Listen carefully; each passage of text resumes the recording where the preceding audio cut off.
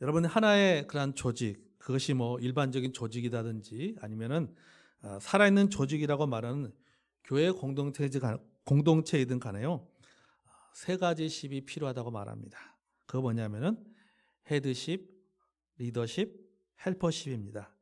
헤드십이라고 하는 것은 뭐냐면요, 어떤 권한이나 직분에서 나오는 영향력을 말합니다. 다시 말해서 공식적인 영향력이죠. 어떤 사람이 직분을 받게 되면은 그 직분에서 나오는 그 권세, 권위, 이것이 바로 헤드십입니다. 고린도전서 4장 1절 2절에 보면은 사람이 마땅히 우리를 그리스도의 일꾼이요 하나님의 비밀을 맡은 자로 여길지어다. 그리고 맡은 자에 구할 것은 충성이다라고 했을 때 이 충성이라고 하는 것이 헤드십이다라고 말할 수가 있죠. 리더십이라고 하는 것은 어떤 개인이 가진 능력이라든지 또는 영성이라든지 인격에서 나오는 영향력이라고 말할 수 있습니다. 그래서 순전히 개인적인 영향력이죠. 이게 바로 리더십입니다. 그래서 내가 어떤 그 직분을 맡고 있지 않더라도 우리 누구나 뭐가 될 수 있어요? 리더가 될 수가 있는 거예요. 개인적인 영향에 따라서 다른 사람에게 어떤 영향력을 끼치게 되면 그 사람은 그 사람과의 관계 속에서 리더가 되는 것입니다. 그 다음에 헬퍼십이라고 하는 것은 말 그대로 도와주는 능력이에요. 그러니까 헬퍼라고 하는 도와주는 사람의 뜻이죠. 그래서 헬퍼십 바로 도와주는 능력이 바로 헬퍼십입니다. 그래서 이 헬퍼십은 리더가 리더되게 하는 리더십인 것입니다.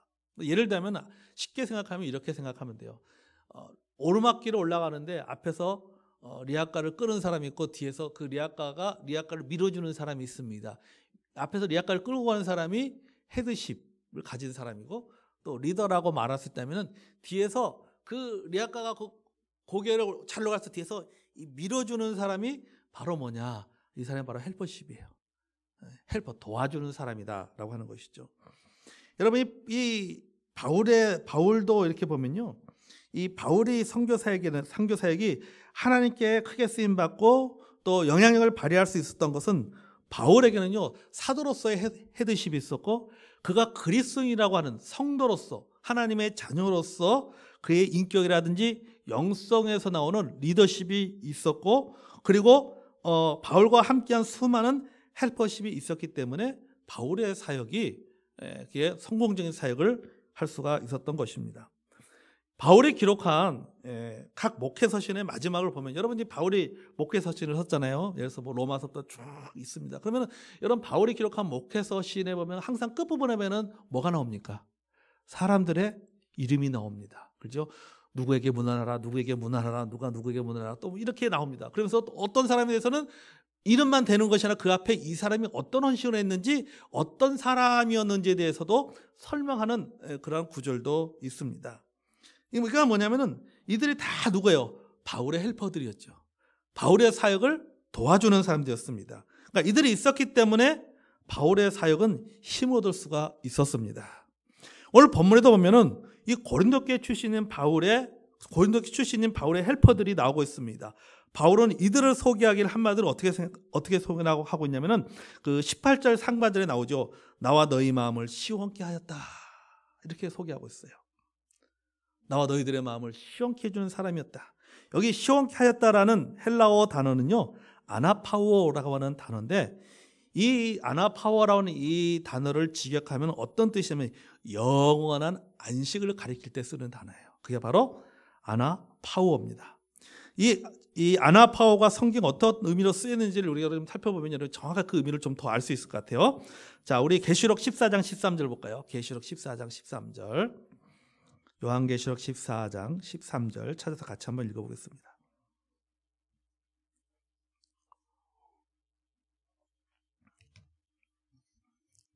자, 14장 13절 찾습니까? 자, 같이면은 자, 우리 온라인 예배드리는 성도님들도 함께 읽어주시기 바랍니다. 같이 읽겠습니다. 시작. 또 내가 들으니 하늘에서 음성이 나서 이르되 기록하라. 지금 이후로 주 안에서 죽는 자들은 복이 있도다 하시매 성령이 이르시되 그러하다. 그들이 수고를 그치고 쉬리니 이는 그들의 행한 일이 따름이라 하시더라. 아멘. 자, 여러분 이 요한계시록 14장 13절 말씀 주로 어느 때 많이 들어요? 장례식장에서 많이 듣죠. 그죠? 장례식장에서 많이 듣습니다. 이 요한계시록 14장 13절 말씀, 여기 중간에 여기 보면 그렇죠. 끝부분에 그들이 수고를 그치고 쉬리니라고 하는 단어가 납니다. 이 쉬리니라고 하는 단어가 헬라어로 아나파오라고 하는 단어예요. 안식한다, 휴식한다, 쉰다 이런 뜻입니다. 그러니까 이것은 쉼과 휴식을 가리키는 거예요. 그러니까 스데바나 일행의 헌신된 모습이 바울에게 뭘 준 거예요? 쉼과 휴식을 주어서 다시 한번 그 사역에 활력을 불어넣어 주었다라고 하는 것이죠. 여러분, 바울은 그동안 고린도 교회로 마음이 복잡하고 답답했습니다. 이게 여러분 알다시피 우리가 고린도 전서 1장부터 쭉 공부했지만 이 고린도 교회가 얼마나 많은 문제가 있었습니까? 참 문제가 많은 교회였어요. 별 문제가 다 있었습니다. 파벌에서부터 시작해서 교류적인 문제, 법적인 문제, 윤리적인 문제, 뭐 또 은사 문제, 인격의 문제 등등 막 등등 이 문제투성이었던 교회가 바로 고린도 교회였습니다. 이런 것들이 바울의 마음을 힘들게 했던 것이죠. 얼마나 힘들겠습니까? 좋은 소식이 들려야 되는데 뭐 지금 고린도 교회 안에 이런 문제가 있습니다. 어떤 성도 간에 이런 문제가 있습니다. 지금 소송이 걸렸습니다. 막 이런저런 막 안 좋은 소식들이 들려면요, 그걸 듣고 있으면 마음이 힘들 수밖에 없는 것이죠. 여러분 그렇지 않습니까? 여러분 목회자의 예를 들어서 여러분 담임 목사로서 제가 우리 교회 성도들에게 어떤 성도들이 힘든 소식, 뭐 성도와 성도 간의 어떤 관계에 무슨 어려움이 생겼고 서로 간에 무슨 문제가 생기고 교회 안에도 무슨 교류적인 문제가 생기고 법적인 문제가 생기고 윤리적인 문제가 이런 소식이 막 들려오면은 목회자 입장에서는 굉장히 힘들 수밖에 없는 거예요. 진짜 5만 가지 생각이 다 나는 것이죠.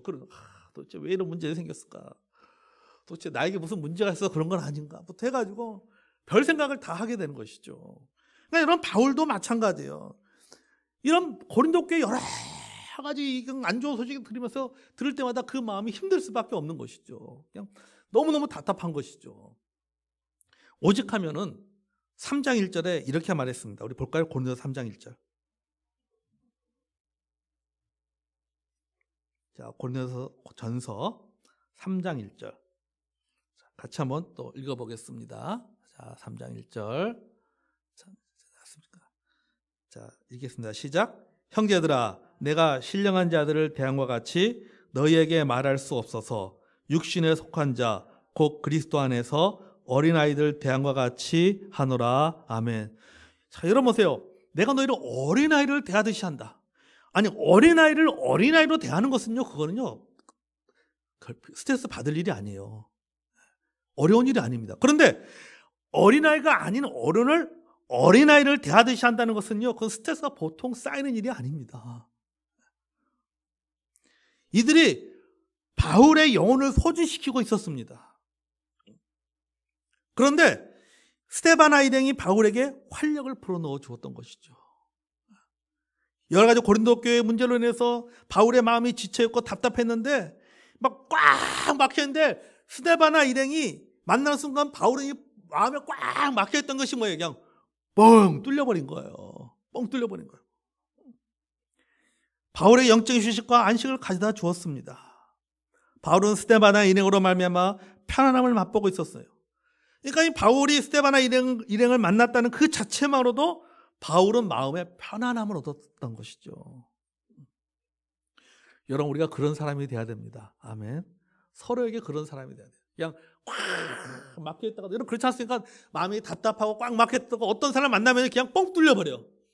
그냥 뭐 해결된 것도 아닌데 만났다는 그 자체만으로도 그냥 벌써 그냥 마음이 편안해지고 그냥 나에게 삶의 에너지를 준단 말이죠. 여러분, 우리가 그런 성도가 돼야 됩니다. 아멘. 서로에게 그런 성도가 돼야 돼요. 그냥 삶의 에너지를 그냥 주는 사람. 에너지를 주는 사람. 여러분, 우리가 사역 속에서도요, 사실 이런 일들이 많이 있습니다. 목회하다 보면요, 어떤 일은요, 목회자를 지치게 만듭니다. 어떤 일은 목회자에게 쉼과 안식을 줘서 다시 한번 활력을 불어넣어 줍니다. 목회자의 마음을 시원케 하는 그런 일도 있습니다. 또 어떤 성도는 목회자를 힘들게 합니다. 어떤 성도는 목회자에게 힘을 줍니다. 그렇다고 해서 무슨 뭐 스트레스를 받게 만든 일이나 어떤 성도 어떤 그런 일들을 일으키는 성도에 대해서 미워하는 감정은 없어요. 왜냐하면 이게 항상 있는 일이 아니기 때문에. 가끔 한 번씩 일어나는 일이기 때문에 이게 매일 그런 일을 하면 참 힘들겠지만은 또 나름대로 그분에게도 좋은 면들이 또 있거든요. 사실은요. 어떤 면에는 어떤 면에서 좋은 면들이 있습니다. 그러니까 결국은 생각의 차이일 뿐이죠. 또 목회자는 또 그 일과 사람을 통해서 자신을 돌아보는 시간을 갖기 때문에 뭐 그냥 나쁘다는 그런 그 의미는 아니죠. 자신을 돌아보게 되고 또 그런 걸 통해서 또 어떤 그 목회자로서의 어떤 그런 인격이 다듬어지는 그런 시간이기 때문에 좋습니다. 어떻든 간에 이 바울에게 있어서 바울의 주변의 사람들 이렇게 보면은 바울의 마음을 시원케 해주는 사람만 있을 뿐만 아니라 반대로 바울을 마음을 답답하게 만드는 사람들도 있었다라고 하는 것이죠. 근데 이게 그런 것 같아요. 항상 어디든 간에 마이너스와 플러스가 같이 있어야지 플러스만 있으면 안 되고 마이너스만 있으면 안 되잖아요. 그렇잖아요. 그러니까 똑같은 것 같아요. 사역 속에서도 보면요. 마음이 잘 맞는 사람도 있고 마음이 잘 안 맞는 사람도 있고 나와 생각이 같은 사람도 있고 생각이 틀린 사람도 사실은 있거든요. 그런 것들이 다 같이 어떤 상승작용을 하는 것입니다. 어떻든 간에 지금 이제 오늘 이 본문에 나온 이 사람은 바울에게 활력을 불어넣어 주었던 사람인 것을 우리가 알 수가 있는데 그럼 바울에게 활력을 불어넣어 주었던 사람들 중에 우리가 오늘 스데바나를 좀 살펴보기를 원합니다. 자, 첫째, 스데바나는 아가야의 첫 열매였습니다. 자, 여기 15절을 볼까요? 15절 읽어보겠습니다. 본문. 자, 16장 15절. 자, 같이 한번 다시 한번 읽을까요? 자, 시작. 형제들아, 스데바나의 집은 곧 아가야의 첫 열매요. 또 성도 섬기기로 작정한 줄을 너희가 아는지라. 아멘. 여기 스데바나의 집은 아가야의 첫 열매라고 서기하고 있습니다. 자, 아가야는 고린도 주변 일대를 가리키는 지역입니다. 그러니까 고린도는 아가야 지역 중심 도시다라고 말할 수가 있는 것이죠. 자, 그럼 쉽게 하면 이런 거예요. 여러분, 부산이 아가야고 연산동은 고린도라고 생각하시면 돼요. 그러니까 사도 바울이 그 전에 아덴에서요 전도 열매를 거두지 못했어요. 아덴에서 바울이 열심히 복음을 전했지만은 이럴다 어떤 어떤 그 전도의 열매를 거두지 못했습니다. 그래서 아덴을 떠날 때 마음이 편안하지 않았을 것입니다. 여러분 이게 어떤 전도 집회를 열었는데요. 이 강사 목사님이 열심히 말씀을 전하고 또 복음을 영혼 구령하는 복음의 말씀들을 전했음에도 불구하고 구원받은 영혼이 없으면요 말씀 전하는 목사님은요 힘이 빠질 수밖에 없는 것이죠. 내가 뭐가 문제였는가? 어떻게 하나님 말씀 그렇게 열심히 전해도 예수 믿겠다 하는 사람이 한 사람도 없을까? 굉장히 강사 목사님은 굉장히 이게 힘 빠진 일이죠. 그러니까 바울도 마찬가지인 것 같아요. 바울도 그가 아덴에서 열심히 했지만 뭐 이렇다 어떤 그 열매들을 거두지 못한 거예요. 그러니까 얼마나 힘이 빠졌겠습니까? 그런데 자, 그러고 나서 그가 도착한 곳이 바로 아가야의 고린도였습니다. 바울이 스데바나를 기억하고 있는 것은 아가야 지역에서의 첫 열매였기 때문이에요. 누가? 스데바나가 첫 열매였기 때문이죠. 스데바나 혼자만 예수를 영접한 것이 아니라고 여기 보니까 그래요. 스데바나의 집은 아가의 첫 열매라고 하는 것은 뭡니까? 스데바나 혼자만 예수님을 영접한 것이 아니라 그 집 사람들이 다 믿게 되었다라고 하는 거죠.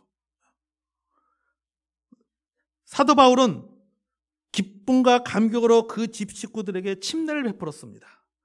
바울에게 이것은 전도 열매를 거둔 것 그 이상의 의미인 것이죠. 그러니까 다른 지역에서 복음을 전해서 영혼이 구원받고 그 온 가족이 침례를 받아서 온 가족이 예수를 믿게 된 것도 큰 기쁨이지만 여러분 그 똑같은 상황이라 할지라도 지금의 바울이 그 아가야 지역에서 거둔 첫 열매는요 똑같은 구원받았다 굉장히 다른 의미로 다가오는 것이죠. 다시 한번 삶의 새로운 전환점이 되고 힘을 얻는 그런 시간이 되는 것이죠. 그래서 바울은 이 스데바나를 소개하기를 아가야의 첫 열매다 이렇게 소개하고 있는 것이죠. 자, 여러분 고린도서 1장 16절 말씀 한번 볼까요? 고린도전서 1장 16절. 여기 보면 스데바나에 대해서 나옵니다. 고린도전서 1장 16절. 1장 16절 찾았으면 또 읽어보겠습니다. 시작. 내가 또한 스데바나 집 사람에게 침례를 베풀었고 그 외에는 다른 누구에게 침례를 베풀었는지 알지 못하노라. 아멘. 자, 여기 보죠. 내가 또한 스데바나 집 사람에게 침례를 베풀었다라고 말하고 있습니다. 다른 사람에게도 침례를 베풀었지만 기억하지 못했습니다. 그러나 스데바나 집사람들에게 침례를 베푼 것만큼은 뭐예요? 분명히 기억하고 있다라고 하는 것이죠. 분명히 기억하고 있는 것입니다. 왜 기억하고 있을까요? 아가야의 첫 열매이기 때문이죠. 그래서 분명히 기억하고 있는 거예요. 아덴에서의 실패로 의기소침했던 바울의 마음이 스데바나 집사람들로 인해서 큰 위로와 격려가 되었던 것입니다. 제가 명지대학교에서 명지대학교 기숙사에서 전도를 할 때요, 처음 구원받은 학생과 지금도 만남을 갖고 있습니다. 그가 예수님 믿는다고 했을 때 너무 감격스러웠어요. 그러니까 20년이 넘도록 지금도 여전히 형제처럼 지내고 있어요. 서로 안부 전하도 하고, 서로 어려운 일 있으면 서로 도와주기도 하고, 그렇게 하고 있어요. 이거 뭐예요? 구원받은 것 그 이상의 관계라고 하는 것이죠. 왜 그러냐면은, 제가 대학교에서 대학생 생활하면서 처음으로 거둔 열매이기 때문에 굉장히 큰 의미가 있는 것입니다. 그 관계가 굉장히 남다른 관계가 되는 것이죠. 마찬가지로 바울에게 있어서 스데바나도 마찬가지인 것이죠. 아가야의 첫 열매이기 때문에 기억하고 큰 관심을 가졌던 것을 보게 됩니다. 바울에게 스데바나는 이런 사람이었습니다. 단순한 첫 열매가 아니라 첫 열매로 인해서 바울에게 다시 한번 전도의 용기를 주었던 사람인 것을 알 수가 있습니다. 자, 둘째, 스데바나는 섬김을 최우선으로 여겼습니다. 자, 15절 하반절에 보면 이렇게 말하고 있습니다. 성도를 섬기는 일에 작정한 줄을 너희가 아는지라. 자, 이 구절의 원어적 의미는 이런 뜻이에요. 성도를 섬기는 일을 하기 위해 자신을 정돈하여 순서에 맞게 두다라는 뜻입니다. 이 말은 뭐냐면 자신의 생활에 있어서 성도를 섬기는 일을 우선으로 했다라고 하는 거죠. 우리 가정은 성도를 섬기는 일을 가장 최우선의 순위에 두겠다, 영순위에 두겠다라고 하는 것을 지금 말하고 있는 것입니다. 그거를 뭡니까? 모든 그 주변에 다른 성도들도 이 가정의 삶의 최우선은 무엇인가를 알고 있을 정도로 이 가정은 성도를 섬기는 일을 가장 최우선으로 여겼다라고 하는 것이죠.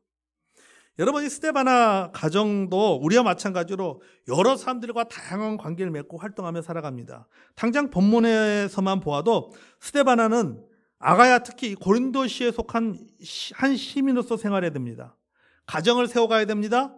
그리스도로서 고린도 교회 교인으로서 생활해야 됩니다. 그 외에 직업으로 맺어진 사람들도 있을 것이고, 친인척 관계도 있을 것이고, 여러 가지 경조사들도 있을 것이고 등등 다양한 영역에서 활동을 해야 했습니다. 그렇잖아요. 그가 단순히 어떤 그리스도로만 사는 게 아니잖아요. 여러분, 제가 목사지만 제가 사역만 하는 게 아니지 않습니까? 집안에 어떤 일이 있으면 그 일도 처리해야 되고, 또 누가 어떤 친척 집에 무슨 경조사가 있으면 거기도 가야 되고, 우리 친교회 일 있으면 친교회도 같이 해야 되고, 그렇잖아요. 제가 한 사람이면 한 사람에서 목사라서 어떤 목회만 하는 게 아니라는 것이죠. 여러분도 그렇지 않습니까? 예? 가정주부라고 해서 집에 가정생활을 하는 게 아니잖아요. 예, 사람들도 만나고 이것저것 활동도 합니다. 스데바나도 마찬가지고, 스데바나의 가정도 마찬가지예요. 자, 스데바나와 그의 집은요, 우리와 마찬가지로 여러 가지 관계를 맺고 있고 여러 가지 활동을 하지만은 동시에 여러 곳에서 활동할 수가 없는 거예요. 이 말은 다시 말해서 뭐냐면요, 시간과 공간의 한계가 있다라고 하는 것이죠. 여러 가지 많은 활동들이 있지만 거기서 자기가 할 수 있는 것에 대한 영향력이 있다는 거, 그 능력은 제한될 수밖에 없는 것입니다. 본인이 하고 싶은 활동이 있고 다른 사람들이 요구하는 활동도 있습니다. 본인이나 가족들이 참석하고 싶은 일이 있고 주변에서 참석을 요구하는 일도 있습니다. 따라서 이 가정은 계획을 세울 수밖에 없는 거예요. 자신의 필요가 있고 다른 사람들이 요구하는 필요 사이에서 그 모든 것을 다 채워줄 수가 없기 때문에 뭐 하는가? 계획을 세울 수밖에 없는 것이죠. 그래서 여러 가지 일들을 일렬로 세워놓아야 됩니다. 앞에 둬야 될 일과 또 뒤에 둬야 될 일, 먼저 해야 될 일과 나중에 해야 될 일, 중요한 일과 또 덜 중요한 일을 이렇게 구별해가지고 중요한 일은 앞에 놓아야 되고 덜 중요한 일은 뒤에 놓아야 되고, 이렇게 해서 우선순위를 매겨야 된다라고 하는 것이죠. 여러분, 우리도 마찬가지 아닙니까? 우리가 모든 사람들이 다 모든 사람이 어떤 필요를 요구한다고 해서 모든 사람이 다 참석을 요구한다고 해서 우리가 그 모든 자리에 참석할 수 없어요. 그 모든 곳에 다 갈 수가 없어요. 왜? 이 몸이 하나잖아요. 몸이 여러 개 되면 다 가면 좋겠는데 몸이 하나이기 때문에 결국은 뭘 해야 됩니까? 우선순위를 세울 수밖에 없는 거예요. 우선순위를. 내가 먼저 해야 될 건 나중에 일, 중요한 것과 중요하지 않는 것, 본질적인 것과 비본질적인 것을 나눌 수밖에 없는 거예요. 그래서 중요하고 본질적인 것에 먼저 우선순위를 두고 그 일을 할 수밖에 없는 것입니다. 이 크람 맥코운이 쓴 어센셜리즘이라고 하는 그 본질에 집중하는 힘이라는 책이 있는데요. 그 책에서 우선순위에 관련해서 이렇게 말하고 있습니다. 제가 내일 이제 카톡에 요 책에 대한 내용을 제가 이제 영상을 이제 올릴 텐데 여러분 그때 보시면 될 것 같고요.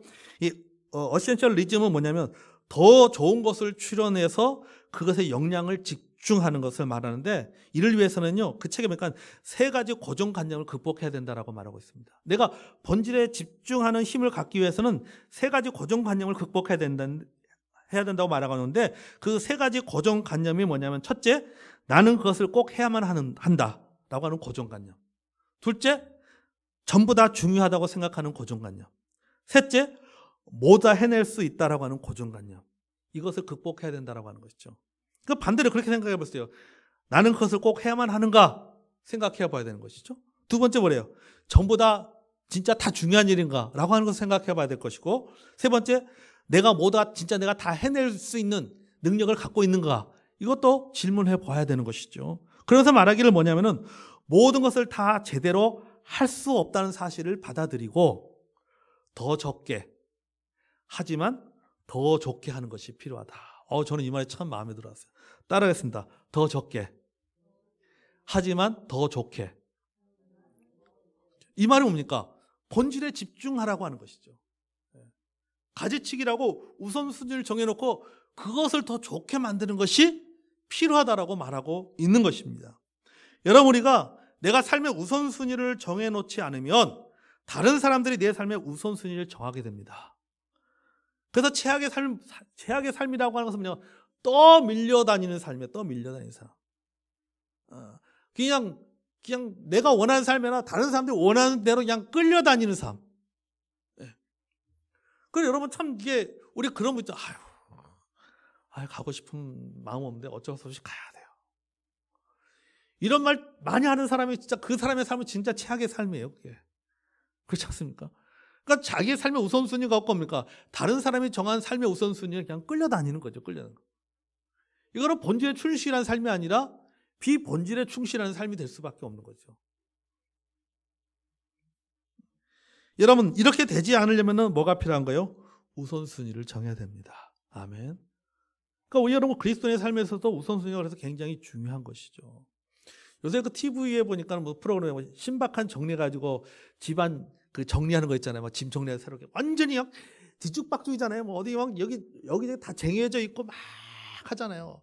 근데 뭐니까 어떤 그 탤런트하고 그 정리하는데 어떤 분이 그 전문가가 가지고 몇십 동안 딱 하고 나면 뭡니까? 완전히 다른 집이 되잖아요. 근데 그런 작품 뭐냐니까 나누잖아요. 버려야 될 것. 그죠?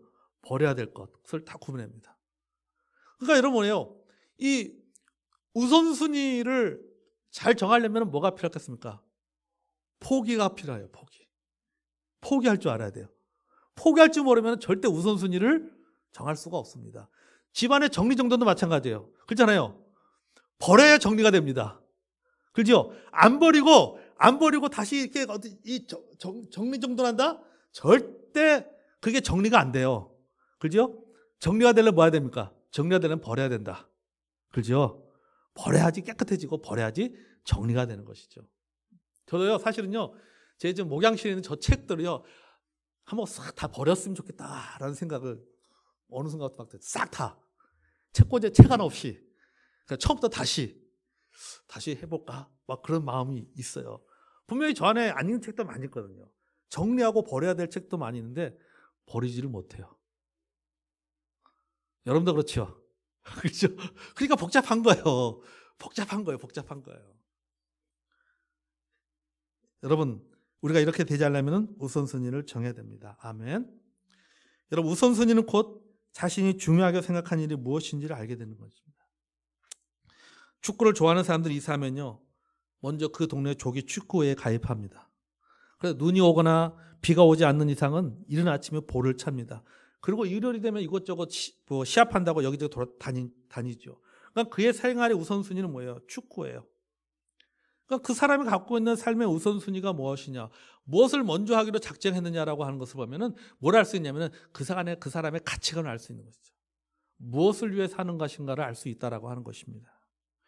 여러분, 예수 믿는 사람, 우리 성도들 우선순위는 주일날 어디 가는 겁니까? 예배드리러 가는 겁니다. 아멘. 그게 우선순위예요. 그게 다른 무엇보다도 가장 중요한 우선순위입니다. 왜냐? 이거는 여러분, 이거는 선약이에요.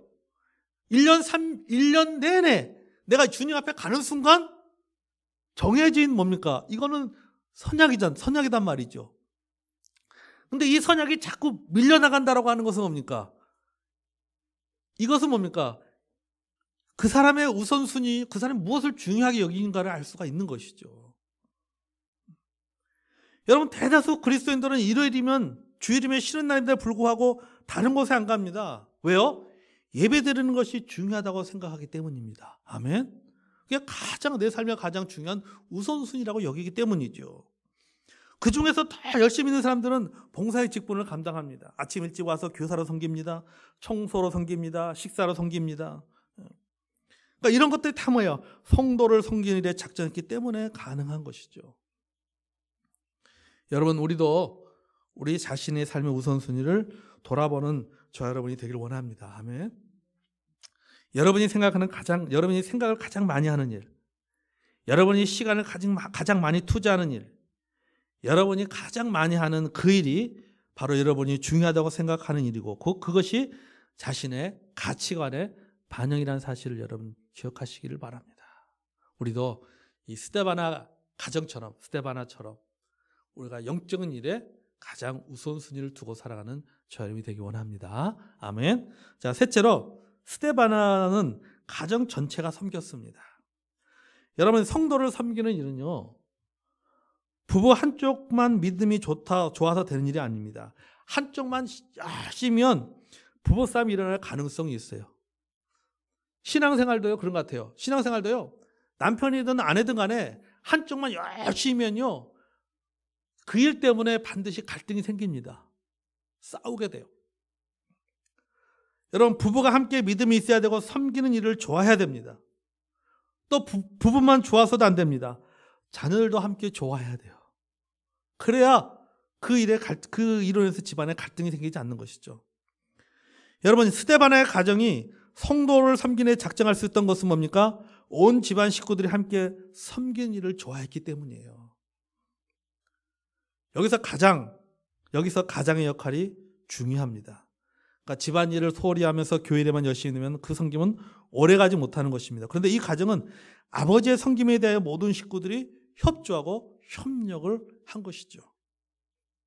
그런데 이 가정은 아버지의 섬김에 대해서 뭡니까? 모든 가족들이 협조하고 협력했을 뿐만 아니라 고린도 교회 성도들은 모두가 다 알 정도였어요. 그래서 15절 하반절에 보면 뭡니까? 너희가 아는지라 이렇게 말하고 있습니다. 이 말은 뭡니까?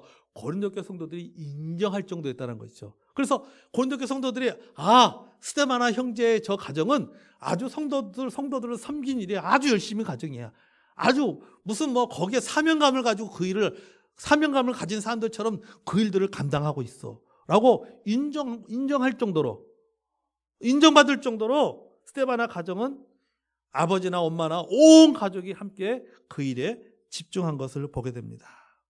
자, 근데 어떻게 이런 일이 가능하게 되었을까? 저는 이런 일이 가능할 수 있었던 것은 이 가정의 대표자인 스데바나의 본이 있었기 때문에 가능했을 거라고 생각되어집니다. 아멘. 그래서 여러분, 우리가 여기서 뭘 알 수 있어요? 집안의 가장의 믿음이 얼마나 중요한지를 알 수 있어요. 집안의 가정이 어떤 믿음을 갖고 있고 어떤 영성을 가지고 있고 어떤 가치관을 가지고 살아가느냐에 따라서 온 가족의 그런 색깔을 입혀지는 것이죠.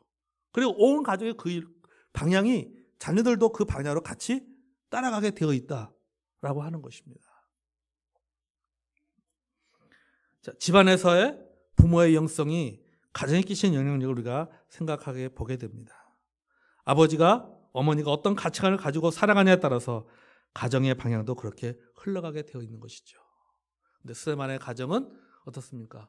스테바나를 비롯해서 온 가족이 예수님을 믿고 침례받고 뿐만 아니라 성도로 섬기는 데 그들이 작정이 최우선을 줬던 것을 보게 됩니다. 그것이 바울에게 뭡니까? 힘을 주었던 것이죠. 그러니까 다른 여러 가지 문제로 복잡하더라도 바울은 어떻습니까? 그 가정만 보면 뭐 하는 거예요? 다시 힘을 얻는 거예요. 여기서 이쪽에서 스트레스 받지만은 그러나 반대편을 보니까 이 스테바나의 가정을 볼 때마다 어떻습니까? 힘을 얻는 거죠. 그래서 저 가정 나에게 힘을 주는구나. 그리고 또 이게 또 일어나서 이 오늘 모든 스트레스를 다 극복해내는 것이죠. 여기서 에너지를 뺏어가고 여기서 에너지를 공급받는 것입니다.